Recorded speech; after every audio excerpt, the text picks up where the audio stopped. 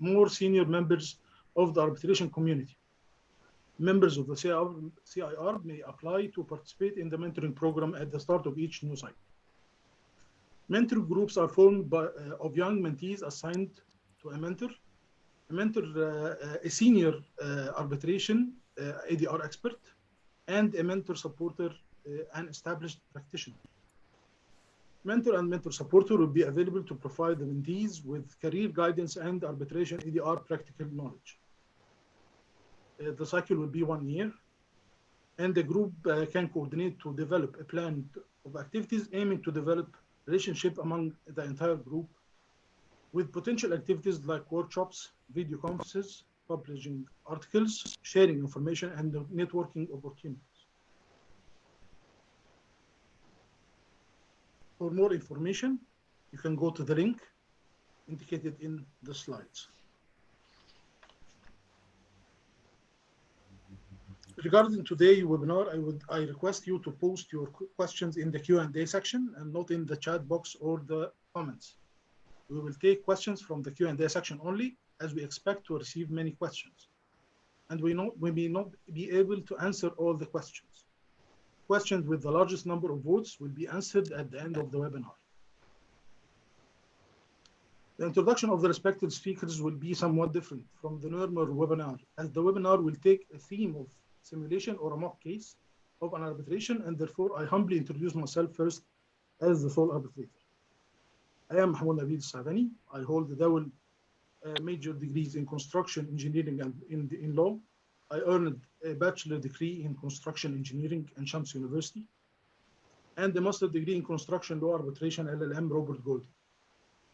I'm also a fellow chartered institute arbitrator, committee member, as a membership officer of the CIArb Egypt branch.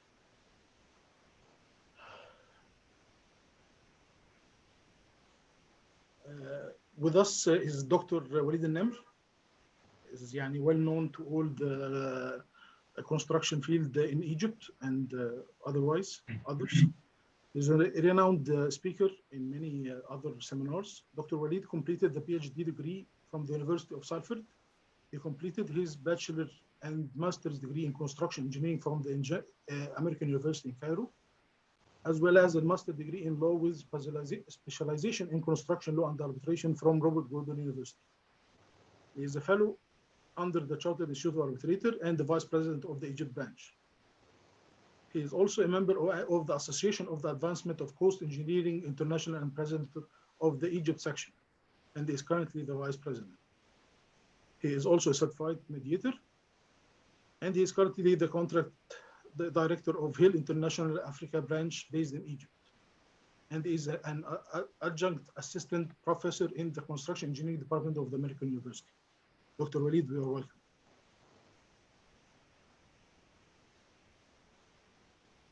With us is a colleague, engineer Amr Askar. He holds the bachelor degree from civil engineering at Al-Azhar University. He is a certified environmental engineering specialist in American University in Cairo, certified project management professional PMP, and a member of Chartered Institute of Arbitrators. He holds the master in construction law and arbitration LLM Robert Gordon University. His current job is the host country contracts manager CDM Smith. Welcome, Engineer Ram. Thanks, Engineer Mahmoud. Now there are two poll questions that we will need you to vote for. The first question is, did you encounter the situation where the variations are ordered by the employer after the contract completion date has elapsed? We're waiting for the poll question.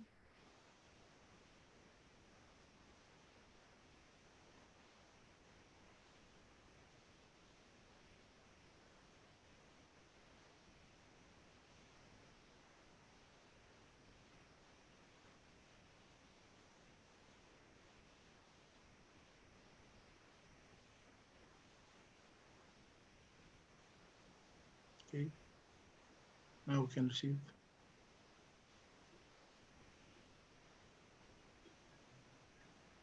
Okay, more than 50% encountered such event. The second one, we would like to know the primary profession for the audience. An engineer, a lawyer, both, or other.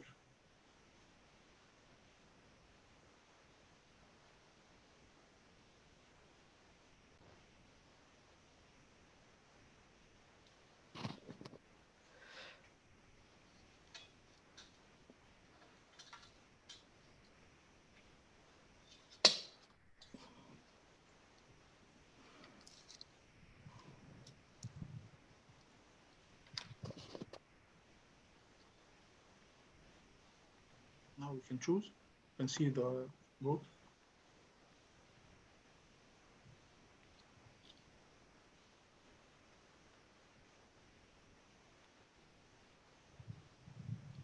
%70 engineer, 15% lawyer, 7% both, and others are the rest.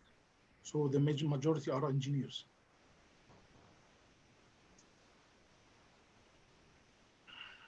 Now we will start the simulation and commence the hearing, and I will now wear the hat of the sole arbitrator. And Dr. Waleed will be the claimant, and Mr. Engineer Amr will be the respondent.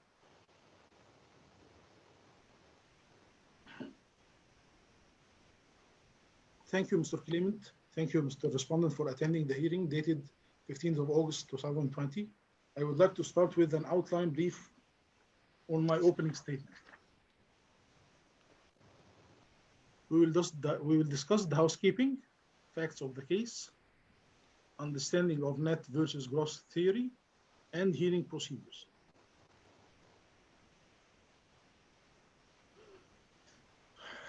Submissions and communication. The arbitration comprises of a statement of claim submitted by the claimant and the statement of defense submitted by respondent, and there were no counterclaims. All written submissions, hearing transcripts, orders, and awards generated during the course of the arbitration shall be deemed confidential. No fact or expert witness were required. Kindly direct your communication to the arbitrator. Please do not communicate directly with each other during the hearing. The sequence of the timing of the hearing shall be as follows. Claimant statement 15 minutes, respondent statement 15 minutes, arbitrator questions 10 minutes.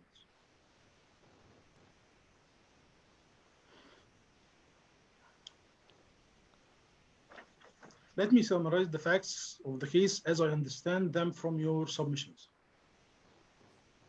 The commencement date, 1st of January 2019, which is the commencement of the works, maybe the commencement of the contract.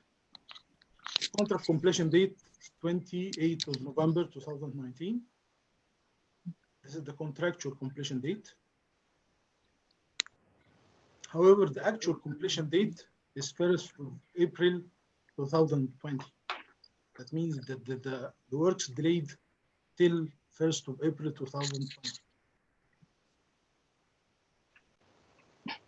However, there was a variation issued on 14th of Feb 2020 and took a duration of 14 days till 28th of February 2020.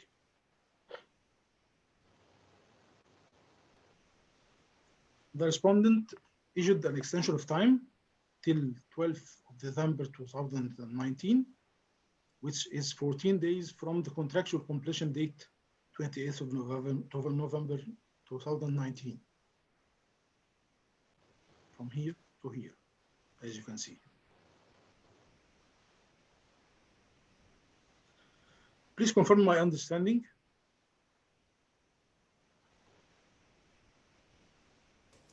You're correct, Your Honor. I have no comments. Thank you. Thank you. Yes, that is the truth. There is no comment. Thank you. Now, from your submission, I understand that the core of the dispute lies in what you refer to as gross and net theories or methods for the extension of time. Is this also correct? That's correct, yes. Yes, that's correct. I will summarize my understanding as that the gross theory means that the extension of time is equal to the date of the variation instruction plus the duration of the execution of variation, noting that there will be, this is a simple event with no other remaining works. So the extension of time will be 28th of February 2020. Here is from your submissions. I extracted this flowchart showing that the works contractual date is 28th of November, and this is the extension of time. However, this is the date of the instruction of the variation till 14 days. Then this is the extension of time required, and therefore till the TOC اللي هي taking over certificate, which is الاستلام الابتدائي. This will be the applied LDs under the gross theory. However, in the net theory, the extension of time means the contract completion date, it's the original contractual date, plus the duration of the execution of a variation, of the variation structure. This will mean that extension of time will be till 12th of December 2019. Another extract from your submissions. This is the contractual date. This is the duration of the variation, of the execution of the variation.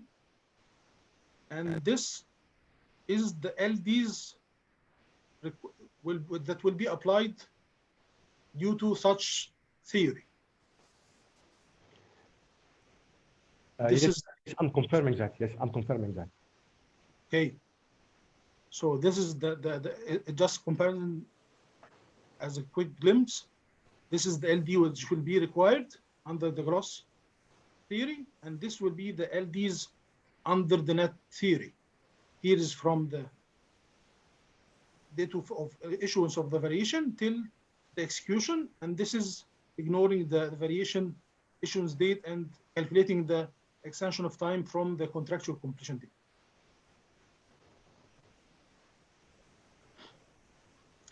Please, can you confirm, please, Dr. Waleed also, Mr. Claimant? Your understanding is correct, Your Honor. Yes. Thank you. Now I leave the floor to the claimant to demonstrate his submission. Thank you, Mr. Arbiter. Can you please stop sharing your screen so I can share my screen? Yes, thank you.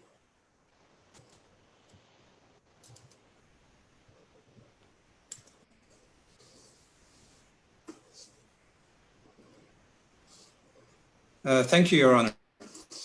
I would first like to start my presentation by summarizing really the key points in my submissions, and which all revolve around the premise that there are very essential defects in the net theory which render it not really applicable, not contractual, not even legal for the extension of time that I was granted, and therefore the liquidated damages that were applied. And these defects that I will go through in this presentation this evening are comprised of the following. First of all, that the net theory does not take into account the employer's delay of not processing the EOT claim, my extension of time claim. The second is the retrospective application of liquidated damages that leads to the lack of prospective certainty, which is essential in our contract and all other contracts. Third is that the net theory destroys the contractual relationship between a variation and the work. Fourth, that it breaches or it violates the good faith principle that is enshrined in the law and in the contract. And last point is that the extension of time granted under the net theory does not make any practical or commercial sense. Now I will start with the first point about the respondent's delay in processing the claim. And in that regard, Your Honor, I'd like to highlight that whereas I fully agree with the facts of the case that you've presented, however, there was just one fact that that was not presented, which I'll just present now, which is of course critical for this case, which is that on the 10th of November, I submitted an extension of time claim that is covers all the delays that I've encountered from the employer in the project, and that as of this date of this hearing, I was not presented with the employer's evaluation of this claim. Now, the basis of any net theory is that the contractor is in delay at the time of the contractual completion date. So in essence, as you've summarized, the contractor is in completion, is in delay before the contract completion date, then he's in delay after the contract completion date, a variation is issued, and then since the variation is an excusable delay, it's something that the contractor is entitled to an extension of time for. So the contractor is only given the duration of that variation. Now, that is with an assumption, Your Honor, that that all the delays were due to the contractor. Now, the question here is, if isn't an engineer or employer's delay in processing a claim of similar effect to that of any employer delays? So if I submit a claim, as I have in this case, Your Honor, and I do not get any response from the employer or the engineer, of course, doesn't that amount to a delay? And now, if you look at our contract in clause 8.5, which really lists the causes that entitled a contractor to an extension of time, we will find, Your Honor, that there are several factors. Of course, there is the variation, there is a cause of delay giving an entitlement under the conditions that is expressly in the conditions. There is, of course, exceptionally adverse climatic conditions. There are unforeseeable shortages in the availability of personnel or goods. But there is this clause, Your Honor, which is any delay, impediment, or prevention caused or attributable to the employer or the employer's personnel. And let's not forget that one of the employer's personnel is the engineer. So the question really here, Your Honor, is that, or the statement here, the conclusion is that an engineer's delay in processing a claim before the contract completion date, Your Honor, is definitely an impediment. Had I known what the engineer's processing of the claim, if the engineer rejected my claim or accepted a part of it, had I known that promptly before the contract completion date, promptly after I submitted my claim, that could have affected how I'm proceeding with the work. It could have affected how I'm using my resources. However, this did not happen, Your Honor, and that's why I submit this is definitely an impediment, and which should be taken into account when processing the extension of time, and which I believe affects the application of the net theory. And the second point, Your Honor, is lack of prospective certainty. Now let me clarify what do I mean by this term. So the intent of the parties in any contract form, not just the FIDIC form, is as follows.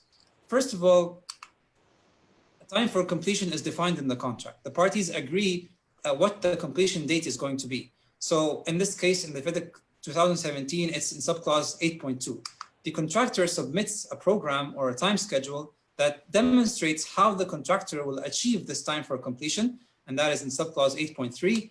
Then if the contractor encounters circumstances or causes that call for an extension of time, then the contractor can submit a claim, an extension of time claim. There's a mechanism in the contract where the claim is submitted, the claim is reviewed, extension of time is granted or rejected, and then but then the contractor knows what the completion date is. And then if the contractor does not achieve the completion date of the project, then and only then would liquidated damages be applied, and that is in subclause 8.8.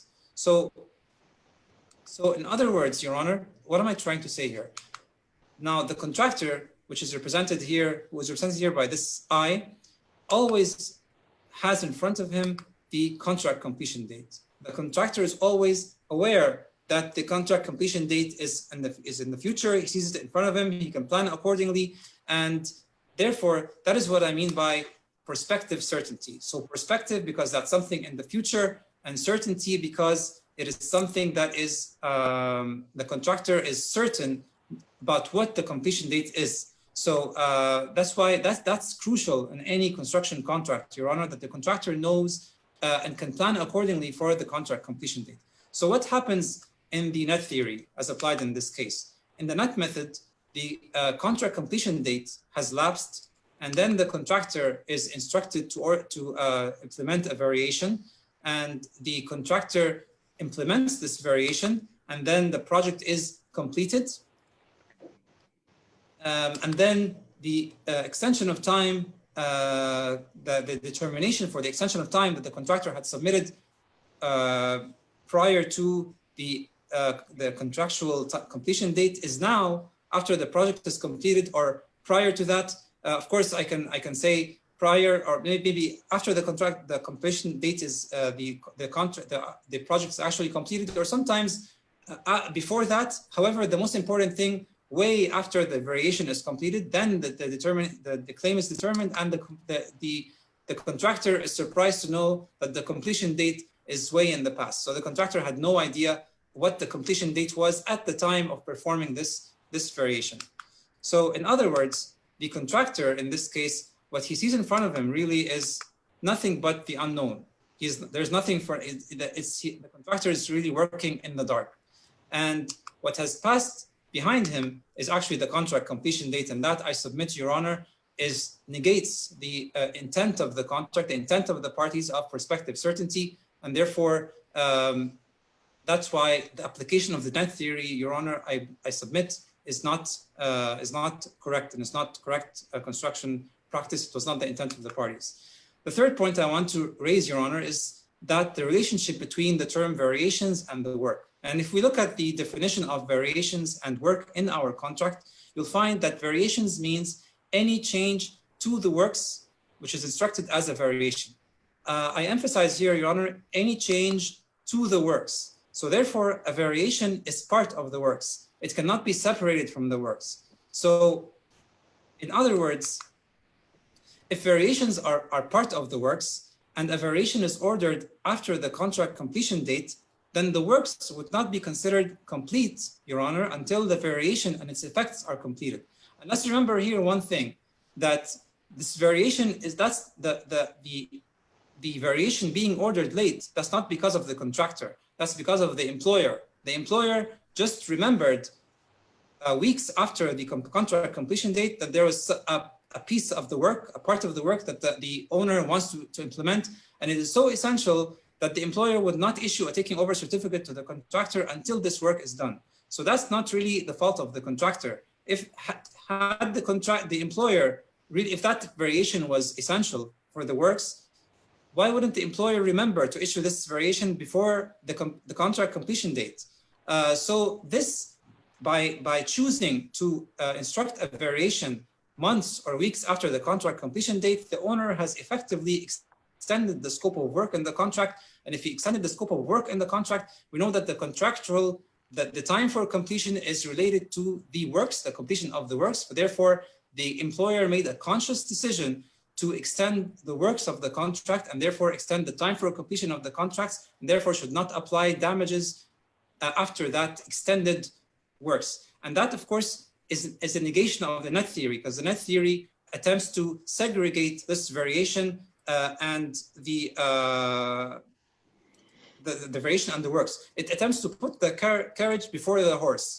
So an employer's need for a variation after the completion date is an indication, Your Honor, that the employer was not really ready to take over the work at the contract completion date. So let's assume that I had completed, I was on time, and I had finished on the 28th of November. And then would the employer, would he have made beneficial use of the project? He would not have, because that missing part of the work, that variation work, was not there. So he would still have waited until that variation was ordered. And that actually takes me to an important legal argument, Your Honor, which is, if we look at the Egyptian Civil Code, Article 224, you'll find that damages fixed by agreement or liquidated damages would not be due if the debtor establishes that the creditor has not suffered any loss. And I submit, Your Honor, so in that case, by ordering this variation late, then the employer on the 28th of November had not suffered any loss, because he would have wanted that variation done anyway, and it would have been done weeks after the contract completion date, and therefore he did not suffer any loss. He was not going to use the works anyway until this variation was done. And that late decision to issue that variation is not the contractor's fault, that's the employer's fault, and the extension of time should be granted to cover the works. That's the intent in the contract, that's the intent of the parties, and that should be respected. Now, and it's very important, the application of the net theory or liquidated damages are applied on the contract completion date when the employer was not really affected yet at the contract completion date on the 28th of November. He was not really affected by this a lack of the variation, lack of ordering this variation, then that can, if we apply damages on the contract, the extended contract completion date until December, any date before that variation, before the works really are completed by the variation, then that is problematic, Your Honor, as that conflicts with this ECC provision, with this Egyptian Civil Code provision. The owner, the employer did not suffer any loss, and therefore that should be taken into account.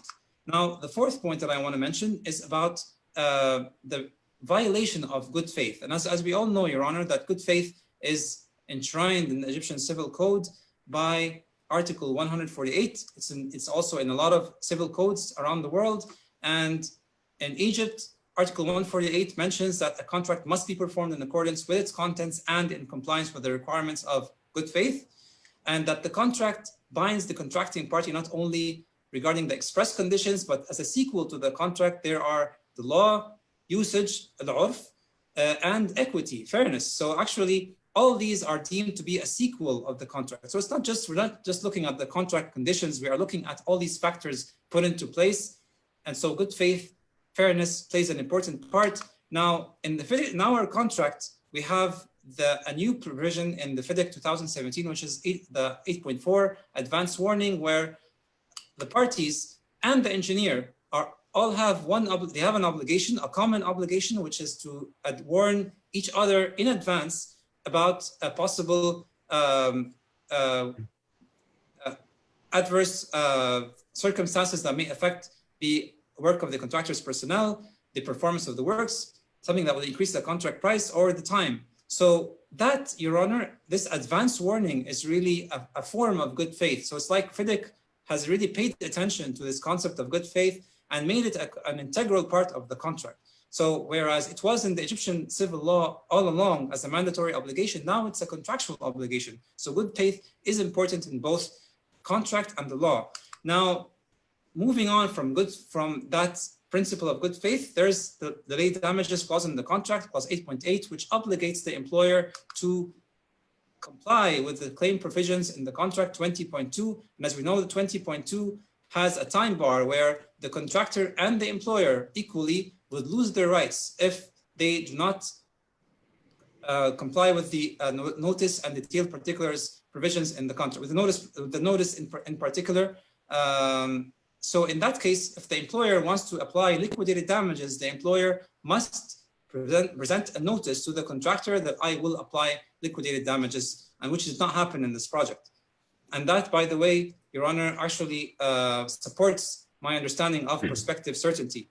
Now, having discussed good faith and having discussed the requirement for a notice under the contract for applying liquidated damages, let me take you, Your Honor, back to February, where the change was ordered. And in this project, we have a variation order form, and that form is comprised of several aspects. However, what I show here in the screen, Your Honor, is part of this variation order form, which is present in a lot of variation order forms. It has the tracking of the variations and the effects on the price of the contract and on the time of the contract. Now, if we look at the time component, Your Honor, you'll find that it has the original contract completion date, the approved previous extensions, Your Honor, and I underline here the word previous, and then the approved extension of time for the change order, this variation, and then the revised contract completion date. Now let's assume we're back in February, Your Honor, and I'm presented with this form and the net theory is applied. So what happens, Your Honor, is that according to the net theory, this slot right here, revised completion date, and now, of course, we are in February, so this slot would, one second, Your Honor. This slot would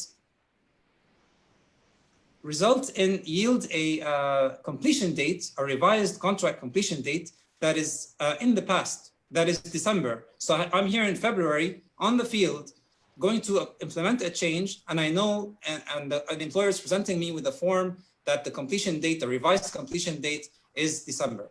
So how would I react to this, Your Honor? I would definitely take an action. I would definitely reject maybe the variation. I would at least protest this decision. I would understand the intent of the employer to apply damages. So this really, Your Honor, raises a point. Now that we've discussed good faith and we've discussed the requirement for a notice for liquidated damages, and I really want to ask the following questions. Number one, is it in line with good faith required by law and by contract that the employer waits until the variation is completed and does not reveal the extended completion date that is in the past?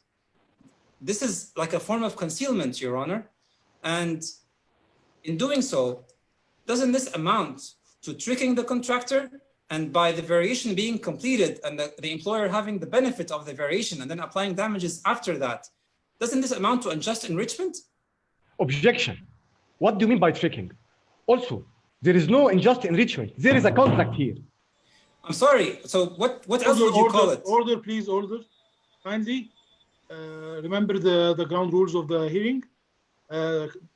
Kindly do not communicate to each other. Kindly direct your communication to the arbitrator.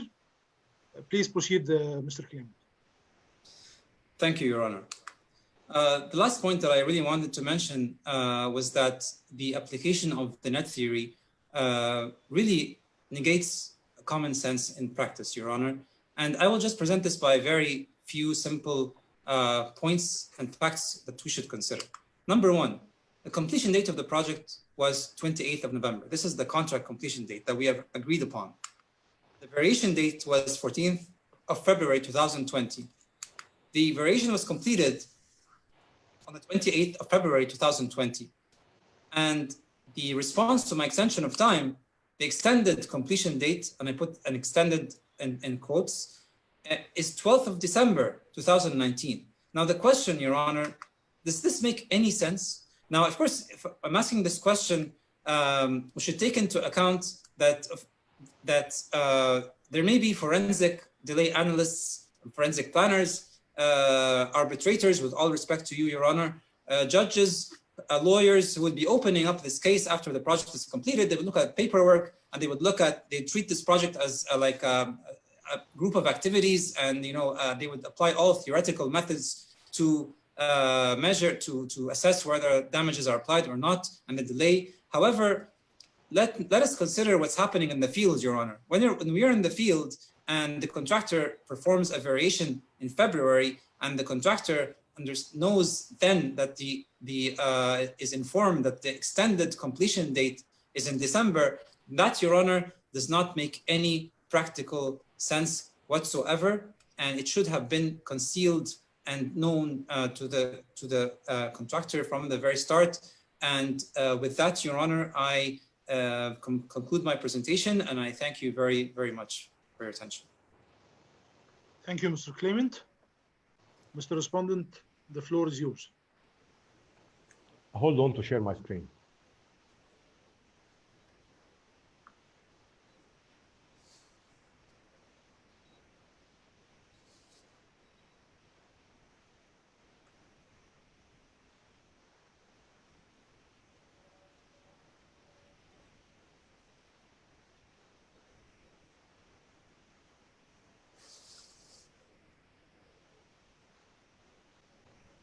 Is it appear now? Yes, I can see it. Yes. Proceed. Thank you.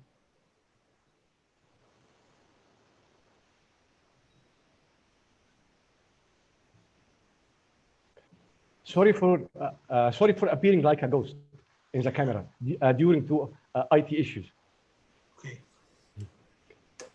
My defense includes 5 points by using the same sequence applying by the claimant, mainly about defects in the growth theory, which includes alleged employer delay in processing contractor claim. Second, defense against lack of prospective certainty. Third, defense against variation extension of the work. Fourth, defense for the breach of good faith principle.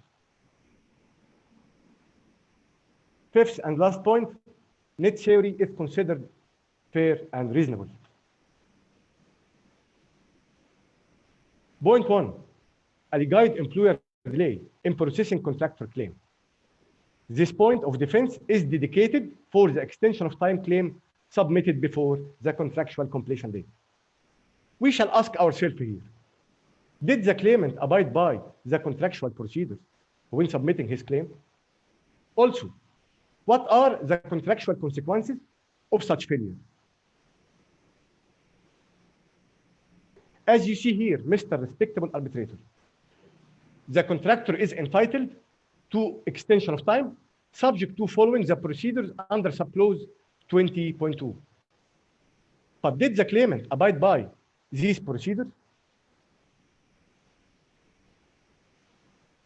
The contractor has submitted his notes of claim lately, not according to the time bar stipulated under the contract, which is a condition precedent that must be fulfilled before granting an extension of time. Therefore, the time for completion shall not be extended pursuant to subclause 20.2. In fact, the claimant waited until the end of the project, last minute, to release his detailed claim for events that its impact lapsed since 6 months, which is completely impractical, even without considering the time bar provisions under the contract. The claimant alleged that the engineer has not responded to the claim. However, the engineering silence means the claim is rejected pursuant to subclause 3.7. In light of these facts, I'm requesting from the respectable arbitrator to waive the claimant entitlement related to this issue.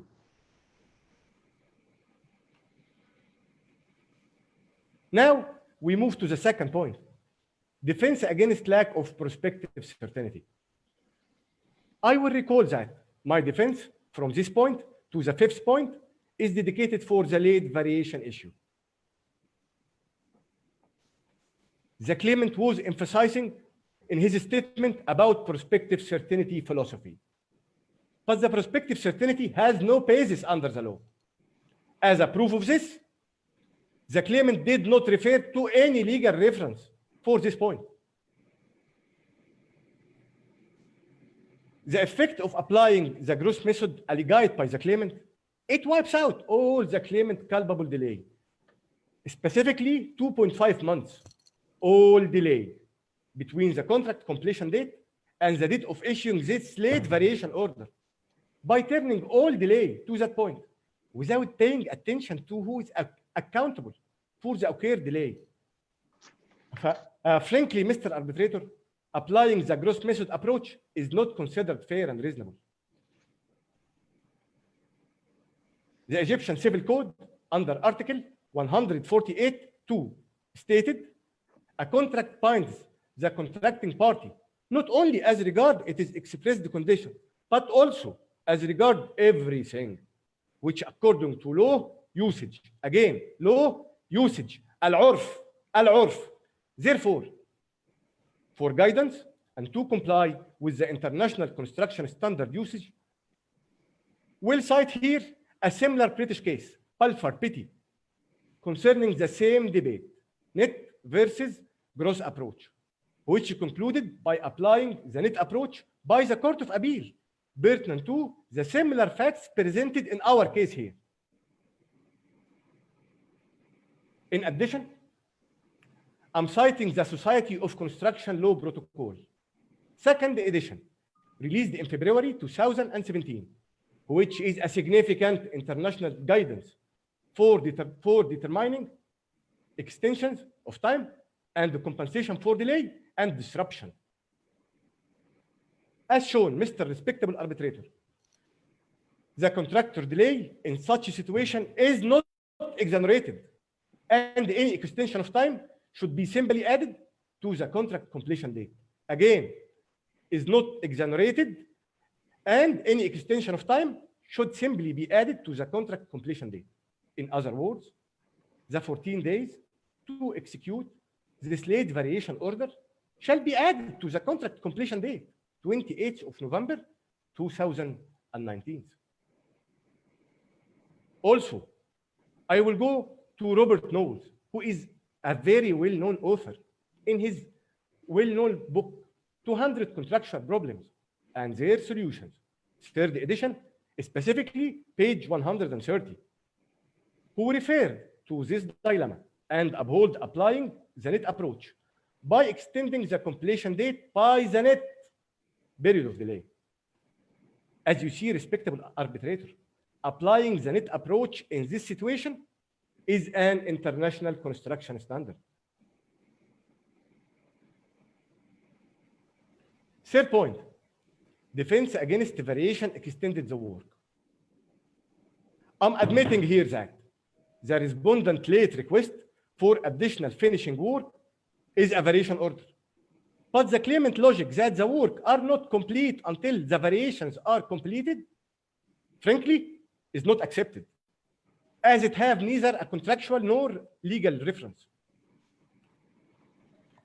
For guidance and to comply with the international construction standard usage also, we'll cite here a very famous similar British case, Hambrook 1992, concerning the same debate, net versus gross approach.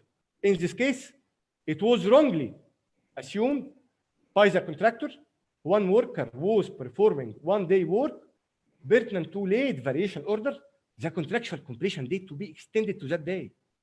In this case, the tribunal, as the Court of Appeal final decision, affirmed that the extension of time due should be added to the contractual completion date, which is complied with the respondent request to extend the contractual completion date to 12th of December 2019 only.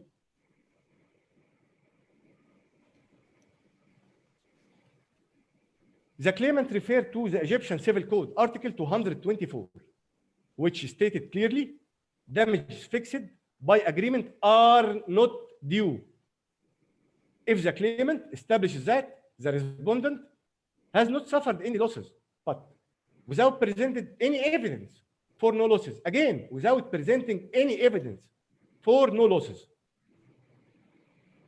In fact, I suffered from significant damages due to the claimant's failure to achieve the original completion date on 28th of November 2019, which is including but not limited to missing the official ceremony for the mall opening during the new year 2020. I lost huge revenue here. Low rent rate from the tenants due to losing the peak purchasing season as per the leasing contract conditions. Some tenants revoked the leasing agreement, and I'm still trying to find a replacer until now. Also, I'm paying salaries for the hired mall operation since the original completion date. For example, the operation manager, facility management team, security and marketing teams, and others. And for sure, paying the additional fees for the site project management and supervision consultancy services. After all of that, Mr. Respectable Arbitrator, do you have any doubt that I suffered no losses?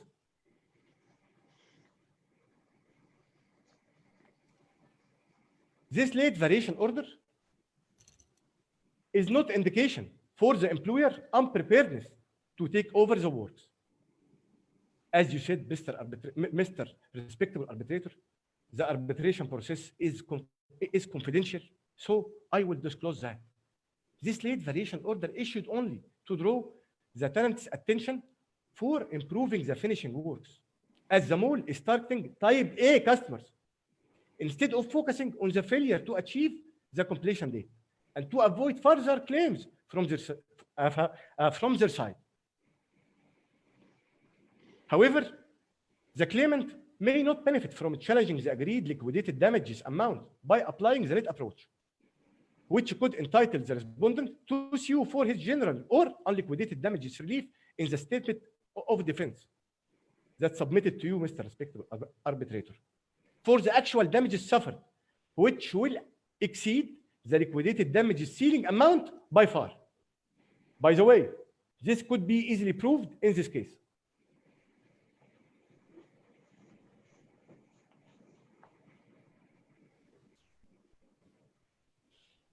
Fourth point, defense for breach of good faith principle. Despite I have a right to hand over the site to the contractor until receiving the performance security bond or the performance letter of guarantee pursuant to subclause 2.1, but I gave him such position even 3 weeks before receiving the performance security bond. have released the amount due for every interim statement before the contractual deadline. Frankly, and sometimes within 7 days from receiving the payment certificate itself. Also, when the contractual completion date has lapsed on 28th of November 2019, and the claimant was already in culpable delay due to his fault. I'm saying again, due to his fault. I have decided not to enforce my right immediately, pertinent to applying the contractual liquidated damages to avoid the financial failure risk, which might be caused by this immediate deduction on the contractor cash flow. After all of that, I completely reject the claimant allegation for breach of good faith, as it is entirely baseless.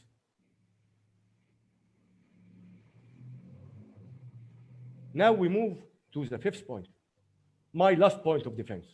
Applying the net theory is considered fair and reasonable, as applying the growth theory would provide the claimant with unexpected gain, which wipes out all his culpable delay, again, 2.5 months before the issuance of the respondent late variation order. As explained, this employer late variation order is directly related to the delay of the claimant. If works were completed on time, the need of the variation order would have been identified earlier, which does not entail the invalidity of the contractual procedure. However, at the end of my statement, I understand the claimant argument, as it may not make sense, pertinent to the chronology of events, to extend the completion date to a point of time before instructing the employer late variation order, or with retrospective effect. But would like to draw the respectable arbitrator attention to the very famous British case, Carry-on Construction, where the judge there acknowledged that, I'm quoting his words, even if it's against the commercial common sense to apply the net theory, but it is still the right approach to be applied in the construction industry. Again, even if it is against the commercial common sense to apply the net theory, but it is still the right approach to be applied in the construction industry. Therefore, my argument has a base. And I'm requesting from the respectable arbitrator to acknowledge applying the liquidated damages deduction from 12th of December 2019 by using the net theory approach. Thanks a lot, Mr. Respectable Arbitrator, for your time. Thank you. Can you give me the screen, please?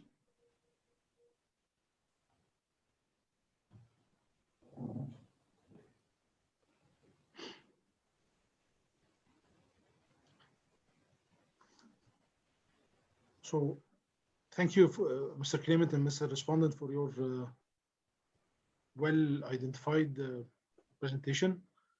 I have two questions before going to the Q&A. First question to Mr. Claimant. As I understood from the submission, in the construction, an extension of time is granted for excusable delays. Delays not attributable to the contractor. Do you consider the gross method to support the granting of extensions of time for non-excusable delays caused by the contractor?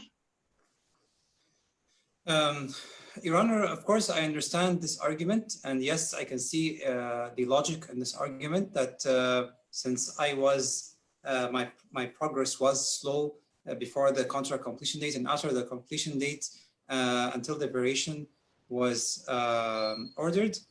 However, as I mentioned in my presentation, let's not forget that there are two forms of delays from the employer, and the first one is that the employer did not, and his engineer did not process my claim promptly, and I submit that that is a form of delay, even if it is rejected in the contract. If there's no response, I'm owed a response by the employer. So that is a form of delay. I was not in, that's a delay from the employer. It's not purely on the contractor. The second thing is by the employers remembering to issue this late variation that extended the work scope of works, and therefore that should be the responsibility of the employer. It's not up to the employer to remember whenever he desires there's a variation and to hold the issuance of the taking over certificate until this variation is issued because of his late remembering of this variation. So that those two factors are, I submit, an employer delays, which I would say actually would extend the project until the actual completion date of the project. In addition to that, Your Honor, I would like to emphasize that this issue is not the matter of dispute in this case is not just about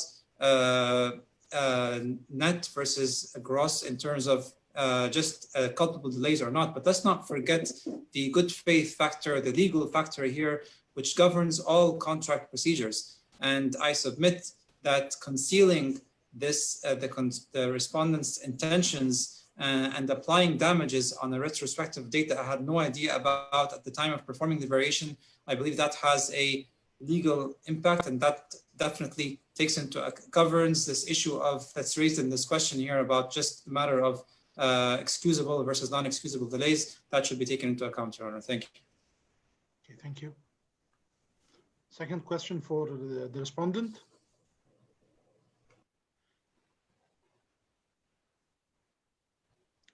You refer to the British case of Karelian Construction to conclude that the net theory may not make commercial sense, but it is the fair and reasonable option.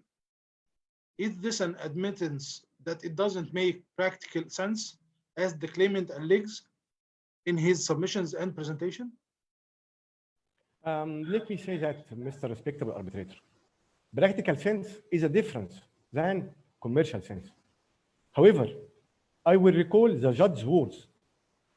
Even if against the commercial common sense to apply the net theory, but it is still the right approach to be applied in the construction industry. That means even if it is against the commercial sense. However, he still insists to apply the net theory in the construction industry when solving such a claim, to avoid providing the claimant with unexpected gain, which wipes out all of his culpable delay before issuing the respondent late variation on 14th of February 2019. In 14th of February 2020. For such, I'm still insisting to apply the net theory when solving this claim. Thanks a lot. Okay. Thank you, Mr. Respondent. Thank you, Mr. Claimant. Thank you, Mr. Respondent. By this, I end the hearing, and you should be informed that I will render the award on 16th of September 2020, 30 days from now. And I will issue this formally to you both as per the procedure order number 3. The hearing is now adjourned. Now I remove the hat of the arbitrator and revert back to the moderating this webinar. Now, before I open the floor to the questions, I want to ask the audience the following questions, and I want you to participate in voting. First question: which contracting party are you currently affiliated with? Contractor, project management manager or consultant, employer, or other?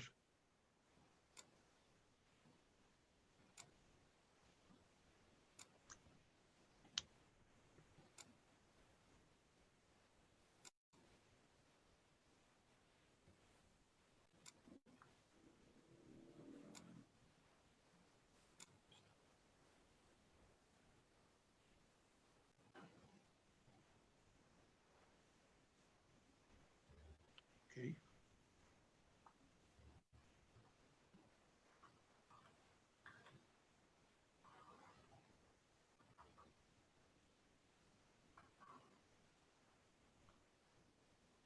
And now?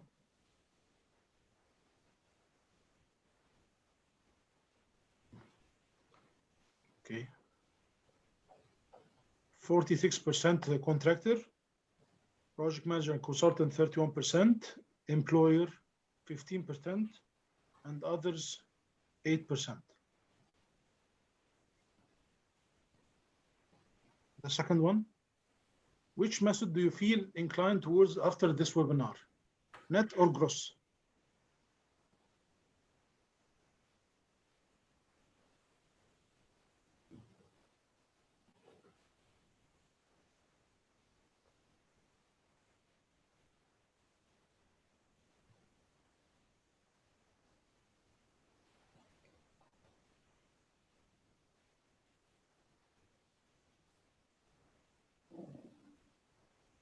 This will be interesting.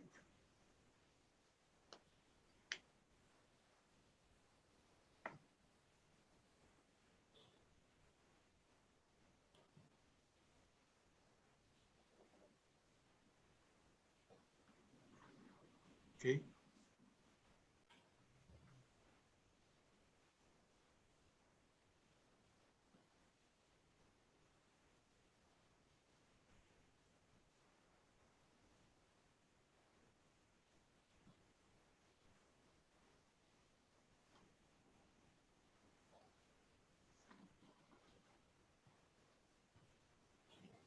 Net 60%, gross 40%.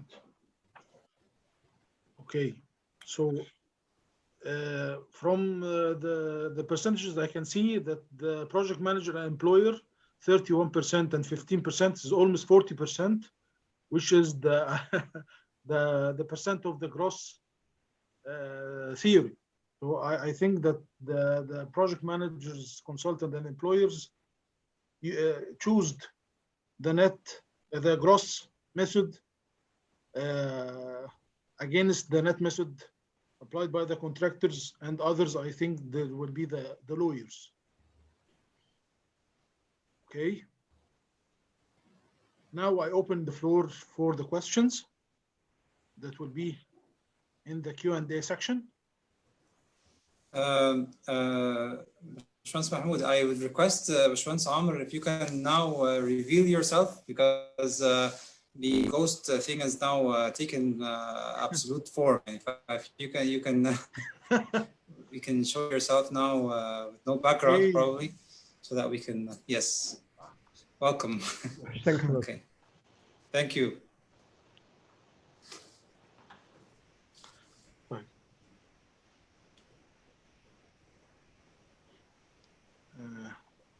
Now we'll see this. Type the most voted question, I think we can direct to Dr. Waleed.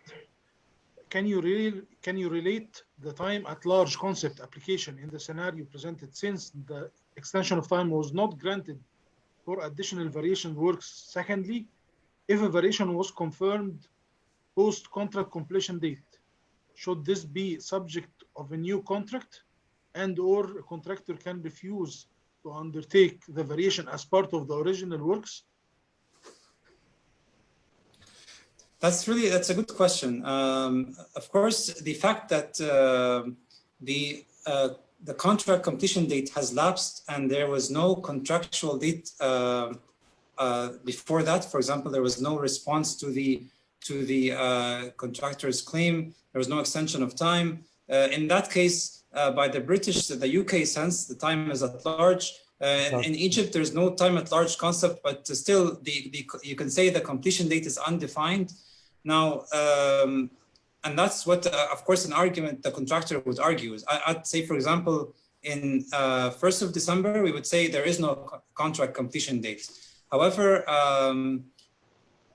by the time the variation is issued, bear in mind that the taking over certificate was not, the contract is still in place until the TOC, the taking over, not actually until the defects notification period takes place after the TOC and the performance certificate is issued, which is the final completion certificate. So until then, the contract is still intact. So we do not have to go into a new contract for the variation. The variation is still part of the contract.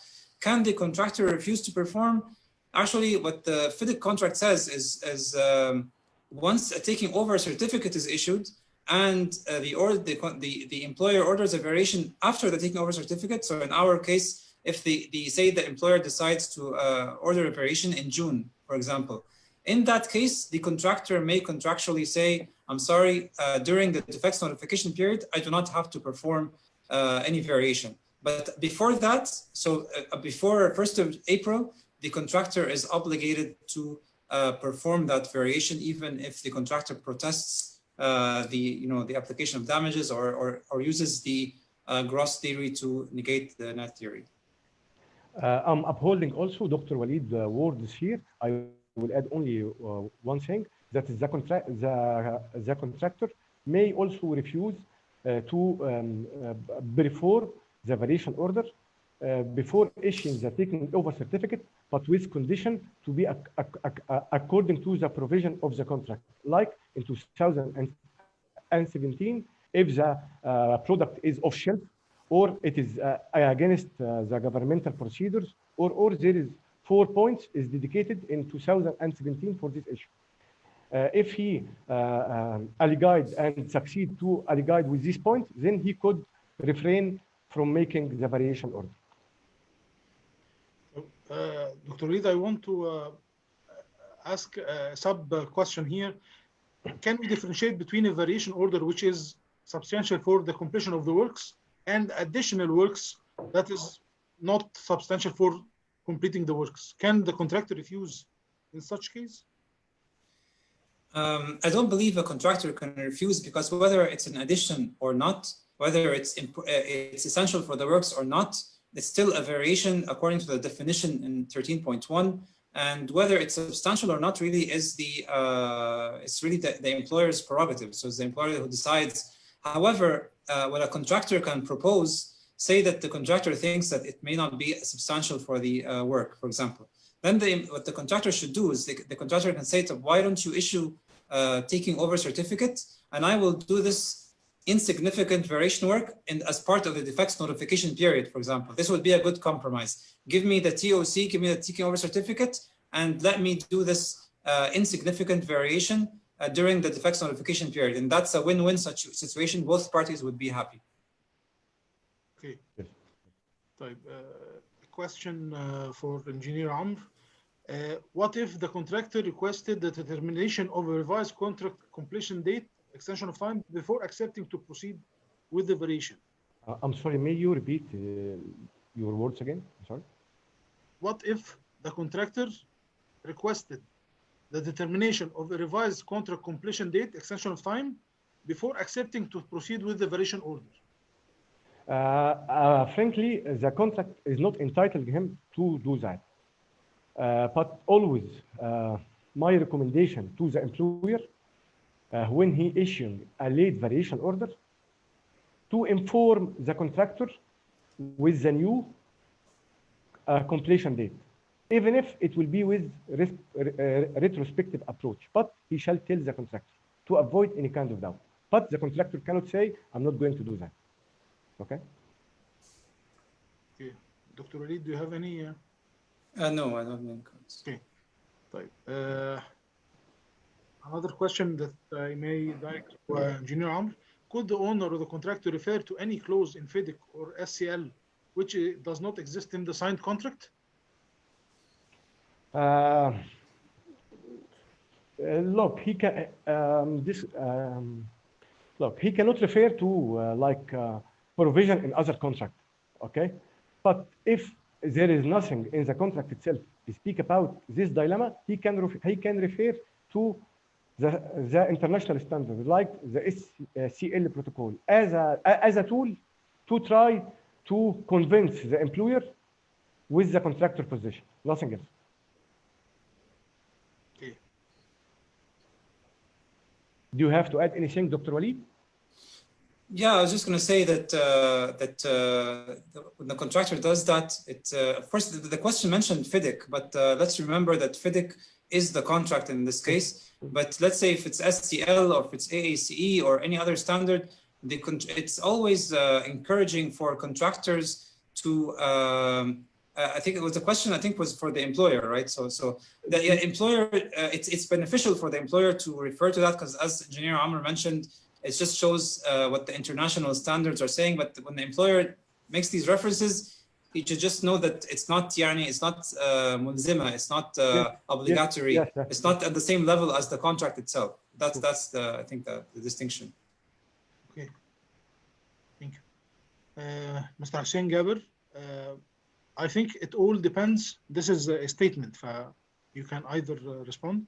I think it all depends upon the nature of the VO and whether or not the works could have been taken over at the time of the completion. Prospective certainty, I believe the contractor should receive a response to its request so that it may carry out a cost analysis between adding resources to meet original time for completion and paying the LDs. This mechanism is similar to implementing acceleration so that the mechanism goes both ways. Please comment on the above. May I start before Dr. Waleed starts? Sure, go ahead. Look, Dr. Waleed, he has written many papers in this issue concerning the prospective certainty, which is frankly was very useful. The audience statement here in relation to the prospective certainty is going at the same line. Really, the prospective certainty always give the contractual completion, the extension for the contractual completion date in the future. That is, the contractor can see and also to apply the fast track or the crash approach, okay, which is going with Dr. Waleed's way and is going also with the gross approach. Dr. Waleed can add more words on that. Yeah, I just want to say, first of all, the question mentioned, I just want to see it here, that it all depends on the nature of the VO and whether or not the works could have been taken over, the time for completion. Of course, in our example, the nature of the VO is such that it was essential that it had to be performed, these finishing works had to be performed, or the employer would not issue a taking over certificate. So that means that it's really essential. If it's not essential, as we mentioned in the previous question, then the contractor can raise a suggestion of, let me do this VO in the as part of the snag list, and do not penalize me for this issue. The second point regarding, I fully agree with what you mentioned about the prospective certainty. I think that's very important, and of course, as you all know, the majority of my experience is really with project managers and employers. So, but I feel very sympathetic to contractors in that regard because.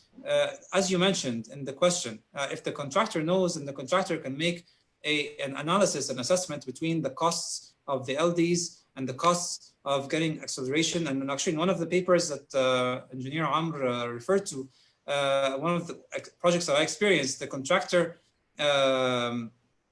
was notified. There was a claim. We gave an engineer determination. There was 4 months left to the completion date with that engineer determination, which the contractor objected to, did not agree with. However, in the progress meetings, we would tell the contractor, 4 months, 3 months are left, 4 weeks are left. So this contractor, who was a Turkish contractor, actually, he took measures. He brought in laborers from Turkey. عمالة from Turkey to complete the project. Can you imagine? And he actually managed to complete the project in the determined completion date, which he objected to. And another project, such as like this one in this case, the contractor had no idea what the completion date is, so the contractor did not take any measures. Actually, the contractor was practically, I want to say, very persistent with the contractor. Please, and not just respond to my claims. Please give me a taking over certificate. He finished the works, and برضو a TOC would not be issued. And as a result, the contractor was like bleeding slowly. And it's not really, the project took time to complete and had no prospective certainty whatsoever. So I completely agree with what you mentioned, that فعلا the contractor can take measures had the contractor would have prospective certainty. And including, of course, like you mentioned, the cost assessment between liquidated damages and taking acceleration measures, for example. Yes. By the way, I will add also to Dr. Waleed's respectable words the following: the net approach is not going with that. For being the contractor who has overshot the contractual completion date and is in a notable delay, is praying by what you are going to say. Is praying for such late variation order. to mitigate his weak position. Therefore, he takes this employer late variation and argues that it abolishes all of his culpable delay by turning all delay to the point without paying attention to who is accountable for the occurred delay. And for sure, he will request then from the employer to not levy the liquidated damages during the contractor entire culpable delay period up to the date of issuing this late variation order, plus also sufficient time to perform the extra work. For such, the net approach is opposing to the prospective certainty. Okay. I also want to add something here for all the participants, especially the contractors. We added this in the scenario because this is really what, from my experience, really what happens in projects is that the contractors wait until the last minute, for example, to present a global claim. And that's, I would say, a critical flaw. You know, like you should, as Engineer Amr mentioned, the defense when 20.2, I mean, if a contractor does not present the notice and its detailed particulars within the time of the contract, and the contractor is risking the response that Engineer Amr made. The contractor can lose his entitlement to an extension of time by just this simple defense that Engineer Amr made. So a contractor should really promptly present. In our case, the contractor lumped all the causes of delays and submitted an extension of time on the 10th of November, which is just more than 2 weeks before the completion date. I had a project, actually, Engineer Amr and I were in a project that the contractor submitted his extension of time claim the last one day, or maybe on the day of the completion date. So that's really a contractor should be very prompt in submitting this notification, because of course the engineer and the employer can take measures also to decide whether to, you know, they can prevent this delay from occurring from this variation or not. They can take some preventative measures. This is, of course, in addition to, that's why there's a time bar in the contract. Yeah, thank you, Dr. Waleed, for your additions. Thank you. The next question, Mr. John Shaker. Do any variation after contractual completion date result in an extension of time, even on a net theory? In some instances, the instruction is an omission for the scope or implementing late authority changes, which were identified at inspection at such late date solely due to the contractor's delay in obtaining authority inspections and approval for the handover. Do we need to look at criticality of the instruction as well for TOC? This can be directed to both respective speakers. I will let Dr. Waleed to answer to this question first, and I will add some more. Of course, if the instruction is an omission of a scope, then that's really actually in the employer's favor. Yani I don't see that any problem at all, say, in this scenario, because yani it's an omission. So and if it's due to, as the question says, implementing late authority changes which were identified at inspections at such a late date solely due to the contractor's delay in obtaining authority inspections, of course, that part of the question is very important. And if the employer can prove that, then really what the employer is saying is that this delay, this variation is really due to your, directly caused by your delay, contractor. So you have, you were late in obtaining the authority inspections, and that's what led to the variation. I think that's a strong, it's a strong defense from the employer that this is definitely, this variation actually is a contractor's delay in the first place. So that to me, that scenario, whether it's an omission or it's a that kind of variation, and that would definitely entitle the employer to apply damages. Just because, but you know, the case that we were considering was a bit less clear than that. It's a additional finishes that were required, completely not due to the contractor. And as Engineer Amr actually admitted in his presentation, he was actually, this variation came actually as a tactical point strategy because of the tenants. He has pressure from the tenants or the users of the mall. So he employed this variation tactic. But I hope I answered your question. And frankly, I have no other words to what you said, Dr. Waleed. Thanks a lot. Okay. Mr. Omar Kamil, this is for Engineer Amr. Engineer Amr highlighted that the actual damage due to delay of the completion caused by the contractor, which includes but is not limited to salaries for hired personnel to operate the mall, marketing team, and prospective profit for opening on New Year.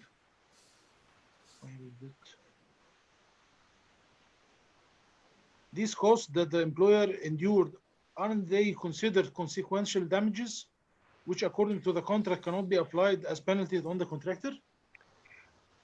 Look, I understand your question here. I have located this part that's for being that the claimant, Dr. Waleed, was saying that due to this late variation, this may mean that the employer has not suffered any losses. I have located this part to support and uphold my words that I really suffered for being that all of this are losses.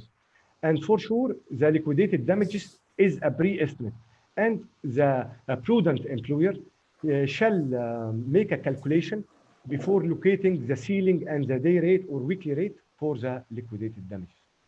Do you want to have anything here, Dr. Waleed? Yeah, I just want to add that this is actually a very good question, but we have to distinguish between two things. You're absolutely right. These are considered consequential losses. However, they were raised as a defense by Mohandas Amr, not as like a consequential damages thing, but as he just mentioned, as a defense against a loss. So he's saying that I did incur a loss. Who said I did not incur a loss? And therefore, the Article 224 that the contractor raised would not be applicable. Of course, we could have gone forever in this webinar and in this presentation, because each one of us has also responses to the other's arguments. Yes. But you can say that the main point was not these losses, but the other. Did he suffer a loss because of not? Because he remembered about the variation, or he instructed the variation in February. On the 28th of November, this essential piece of work was not there. So he was still need to have these finishes done. Taban, notice something. This is a way out also for employers who want to apply damages. One simple thing that would happen simply if you want to apply, the employer issues a TOC and makes another contractor do the finishing work. Yes. That would really be a supportive thing to apply damages in this case. That's what I wanted to clarify. Yes, and frankly, it was one of Dr. Waleed's advices, I guess, 5 years ago, to one of the employers when he was asking to make a critical variation order after the contractual completion date. I remember that. Dr. Waleed and Mahmoud El Saadany, may I say one word for the gross and the net method? It will be also useful. May I? Sure. Okay. Yes, sure. I want to say, look, in sometimes the impact of both approaches, the gross and the net method, may be equal in some circumstances. When considering the ceiling cap of the application of the liquidated damages is stipulated under some of the institutional contract for, like the FIDIC, if the contract data is include a ceiling or something like that, which it is capped, measured as a percentage of the final contract price. However, this provision is not existed in the GCT or the NEC. Okay, for that I'm saying maybe in some circumstances applying the net approach and the gross approach will have already a ceiling as a contract, maybe 10% or something like that. Okay.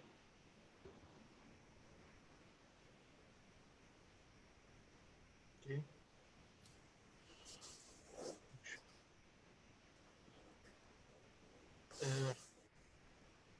Mr. Ahmed Abeid asks both respectful speakers, what about concurrent delays? How can be examined in both approaches?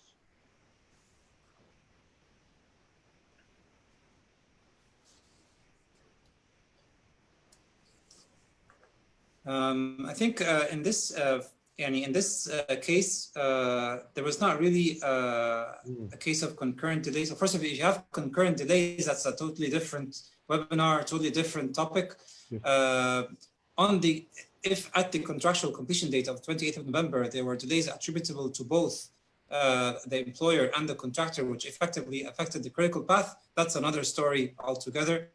However, in the case of net and gross, really the dominant thing is that there was a clear contractor delay. So there's no doubt that the contractor is late in progress, and the employer orders a variation at the end. Of course, if there is a concurrent delay situation, then in that case, that's another story. The employer cannot apply damages, and then but this takes us to another field. That's my answer. I'm agreeing with Dr. Waleed. This question will divert us to another field. Okay, but I will add only something in the concurrent delay. The time for the employer delay will be added to the contract completion date also. Okay. Bashmans Mahmoud, there was a question that had 4 votes by Mohandas Hussam Sami about the cornerstone, which method to apply. Mr. Hussam Sami is asking, sorry, because there is. Yeah. Question number 1, this one. Which method to apply is according to the variation? I think that's the cornerstone. If the variation is minor and didn't affect the work progress of the contractor, we can apply the net method. If the variation is major, we can apply the gross method. It according to the variation type. Yeah, I just want to comment best on this. The question mentions the words minor and major.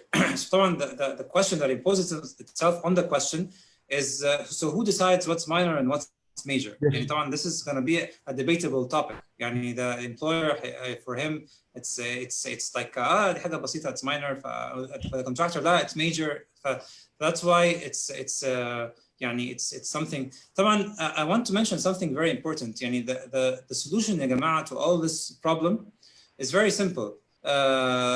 In the contract, there should be a clause that addresses the issue of variations after the completion date. If there is a clause that discusses variations after the completion date and says exactly what's going to happen, in that case, and the issue of prospective certainty is solved. The contractor knows what is going to happen, and the employer knows what's going to happen. Everyone's going to be happy. The contractor cannot object, because the contract would have said that any late variations ordered after the contract completion date will be processed in accordance with the Society of Construction Law, for example, that Engineer Amr mentioned. If that's the case, and really it solves everything. And we don't even have to go into what's minor and what's major. But the problem that happens in our projects, and really that's causing this debate, is that it's not mentioned in the contract. The owner does not issue the variation order on time, because the contractor needs to know what's going to happen. So the contractor is left in the dark, and then we have projects which that actually the contractor does not know for months. So that the contractual completion date has lapsed for months, 6 months, 7 months. The contractor submits several extensions of time claims, and no response is issued to the contractor, and the employer actually believes that I can at any time I can apply damages. But that's really problematic, and that actually takes us to the question of concurrent delays, because what happens by this big lapse of time, that then by that time you may have some concurrent delays, فعلا, and there could be delays from the employer that have arisen after the completion date, not just a small variation, but some substantial delays. And the contractor can prove that the employer had not suffered any loss. So the employer is really taking a risk. But if it's so clear in the contract from the beginning, so for example, imagine the contract defines the net method, the gross method, and says that any late variation would be processed as such, and that's really, everyone is clear, it's the intent of the parties, and that would solve really all the problems. I have no other words to say to Dr. Waleed detailed clarification. I think we can conclude now. You will make the determination now? You will make the determination now? Objection. Order. And I'm sorry, I acted as an employer. I was. No, that's okay. Okay, I would like to thank you, thank the speakers for such a beneficial webinar, and also I would like to thank Kirska and the team and the effort spent and the platform so that we can broadcast such beneficial webinar. Thank you all, respectful speakers, Dr. Waleed, Mr. Amr. Thank you. Thank you very much. Thank you all. Thank you, Professor Mahmoud. Thank you. شكرا لحضرتك يا دكتور وليد وشكرا لحضرتك يا باشمهندس محمود. شكرا. شكرا يا جماعة. Thank you. شكرا. السلام عليكم. سلام. سلام. سلام.